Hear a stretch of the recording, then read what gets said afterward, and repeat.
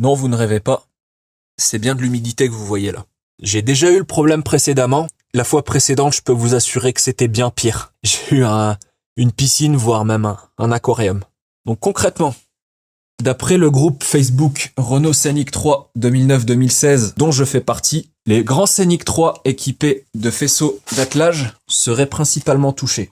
Et le mien, vous pouvez voir qu'il a un faisceau d'origine puisqu'il porte le logo Renault. Quelles sont les conséquences à cela? Hormis l'eau dans le coffre, au niveau du feu arrière droit, derrière cette moquette, vous avez un calculateur ou boîtier remorque qui se monte en lieu et place. Ce boîtier, son rôle, c'est d'alimenter en électricité une remorque, forcément, puisqu'il faut aussi de l'éclairage pour une remorque. Ce boîtier, il ressemble à ça.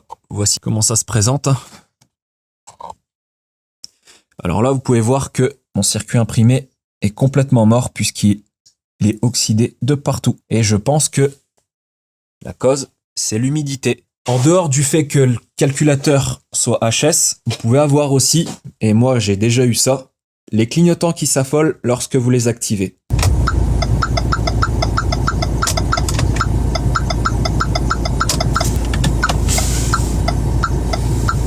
Ça pourrait faire penser au début à une ampoule qui est morte, mais après quelques jours d'investigation, j'ai pu constater que ça venait de là. Alors cette vidéo, je la fais justement puisque pas mal de membres dans le groupe ont ce problème-là. Donc certains ont donné la solution. Étant donné qu'il n'y a aucune vidéo sur YouTube qui parle du sujet, et ben moi j'ai décidé de m'y pencher. Alors ce que je vais faire, c'est que je vais démonter les feux arrière des deux côtés, ainsi que le pare-choc, et je vais tenter d'en voir un peu plus. Alors je vous retrouve après avoir démonté les feux arrière et le pare-choc. J'ai fini de démonter les feux arrière ainsi que le pare-choc. Rien de très compliqué à faire, suffit de prendre son temps et d'y aller doucement. Vous avez tout un ensemble de vis à enlever, ici où vous avez les agrafes ainsi que par-dessous. De chaque côté, vous avez des supports en plastique comme cela, et vous avez des clips qui maintiennent le haut du pare-choc sur ces supports. Alors faites très attention, vous voyez que la tête, c'est une tête qui se soulève. Donc il faut d'abord lever la tête en premier et après enlever le clip par le corps. Quand on descend un petit peu plus bas, là, vous avez des vis qui viennent se mettre ici. Ces vis maintiennent les côtés de chaque côté du pare-choc sur ces supports. En faisant un peu le tour, j'ai remarqué quelque chose de très intéressant. Sur le côté droit, j'ai vu qu'il manquait un obturateur. Donc je pense que c'est l'une des causes de l'infiltration d'eau dans le coffre. Mais ce n'est pas tout. En regardant de plus près, on remarque que l'armature du faisceau passe à travers le longeron. Et d'après certains membres du groupe, cela constituerait une porte d'entrée. J'avais commencé un peu à mettre du silicone transparent, mais je l'ai enlevé. Je voulais faire un test en direct, c'était verser de l'eau pour voir si ça verrait bien que c'était une porte d'entrée. Je pense que je vais faire ça. Allez, c'est parti, je vous ai placé du côté droit. Je vais verser l'eau et on va voir.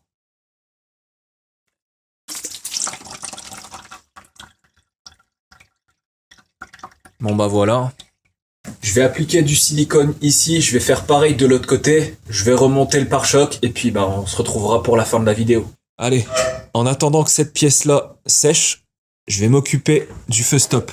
Il y a quelques temps de ça, j'avais déjà découvert les fuites dans le coffre. Donc je pensais que ça provenait du feu stop. Et effectivement, le joint d'origine du feu stop était en train de se disloquer. Donc j'avais posé celui-là en remplacement et personnellement, j'aime pas trop le résultat. Voir un feu qui baille comme ça et deuxièmement parce qu'il est trop épais, j'en ai recommandé un autre, donc je vais le démonter et je vais le remplacer. Je viens d'enlever le troisième feu stop de son emplacement. J'ai dû couper histoire d'utiliser mes deux mains afin de ne pas trop galérer, même si à la base cette opération-là est assez simple à réaliser. Quand tous les caches sont démontés, on a accès à ces trois crochets-là, ces trois lamelles. Il suffit de faire pression sur celle-ci avec un tournevis plat. Et le troisième feu stop se libère assez facilement. Il faut enlever ensuite cette prise-là d'alimentation et le tuyau de lave-glace. Pour le tuyau de lave-glace, il faut quand même tirer assez fort et il va se déclipser tout seul.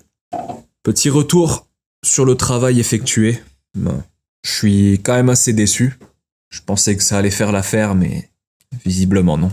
En plus, tous ces pâtés de colle là, ça fait dégueulasse. Ma foi, j'aurais essayé. Sur ce, je m'en vais à l'intérieur. Je vais décoller ce joint je vais nettoyer, passer un petit coup, enlever toute cette colle dégueulasse et je vais essayer avec le nouveau joint et je vous reprends juste après. C'est tout de même bien mieux comme ça, non? Je monte ça sur la voiture et puis on regarde ce que ça donne. Et voilà, parfaitement incrusté. Là en plus j'ai entendu le clic quand je l'ai posé. C'était pas le cas la fois précédente avec le joint plus épais. Bon, mission accomplie. Encore un problème de régler. J'ai reçu le nouveau calculateur de remorque. Pièce d'origine. Je vous laisse prendre la référence si jamais vous avez besoin. Je l'ai commandé sur eBay, donc je l'ai reçu assez rapidement, venant d'Allemagne, avec une boîte d'origine. Bon, je l'ai déjà ouverte.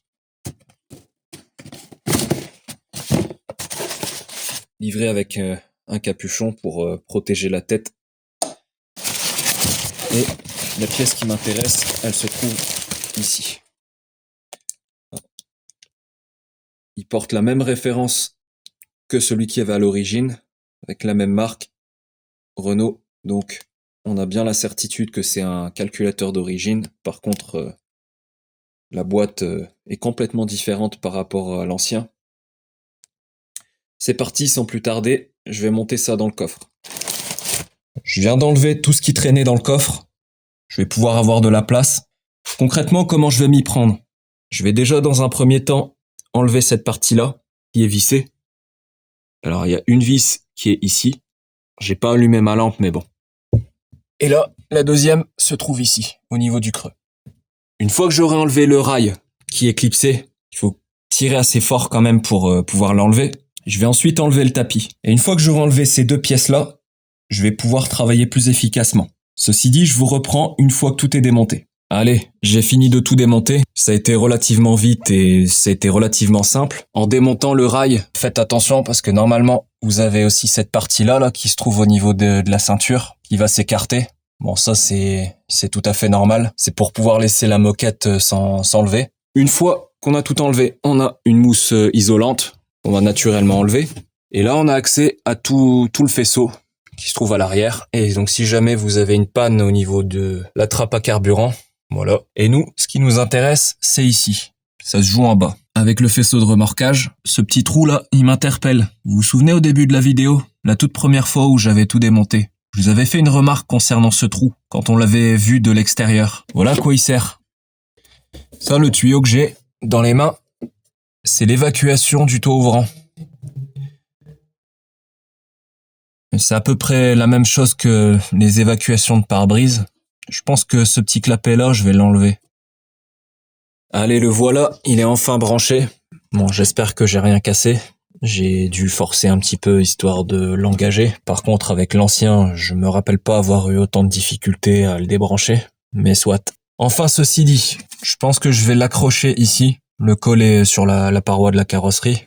Il y a un film collant. Je vais par la suite rebrancher toutes les prises qui vont sur les feux. Et puis, il y aura qu'à tenter. J'espère au moins que je vais pas devoir rebrancher la valise pour effacer les codes défauts et faire du codage, parce que là... Bref. Allez, c'est parti, j'ai tout rebranché. Je me suis mis à l'intérieur au poste de conduite. Je vais insérer la carte. C'est l'heure de vérité. Je vais déjà tester les clignotants.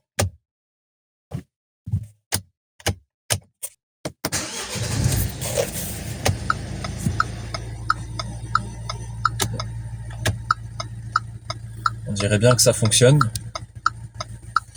J'ai plus le problème de clignotement rapide que j'avais avec l'ancien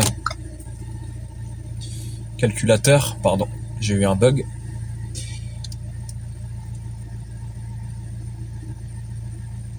On dirait qu'il y a un problème de masse. Ouais, enfin, ça c'est ce que tu crois. C'est beaucoup plus simple que ça en fait. Je sais pas si vous avez vu comme moi, mais il a clignoté 3 secondes et après, plus rien. Nous sommes le mardi, soit 2 jours après l'enregistrement de la dernière séquence où je faisais le test à l'intérieur dans la voiture. Malheureusement, je n'ai pas filmé cette séquence où je faisais le test moi, de mon côté. Ce test m'a permis de voir quel était réellement ce qui empêchait l'anti-brouillard arrière de fonctionner. Je vous propose de vous montrer ça tout de suite. Allez, je viens d'intervertir les deux douilles. Et là, vous voyez que ça fonctionne. J'ai activé la marche arrière ici et rien ne fonctionne. Le problème, c'était bien la douille qui était oxydée. Mais d'aspect, elle avait l'air intacte. Bon. Néanmoins, le problème est résolu. Là, j'ai reçu mes nouvelles douilles. Je vais faire l'échange. Je vais tout rebrancher. Et puis, ça sera parti pour le contrôle technique qui aura lieu dans 2 semaines. Sur ce, j'espère que vous aurez apprécié ce contenu. Et n'oubliez pas de vous abonner et de partager. À très bientôt.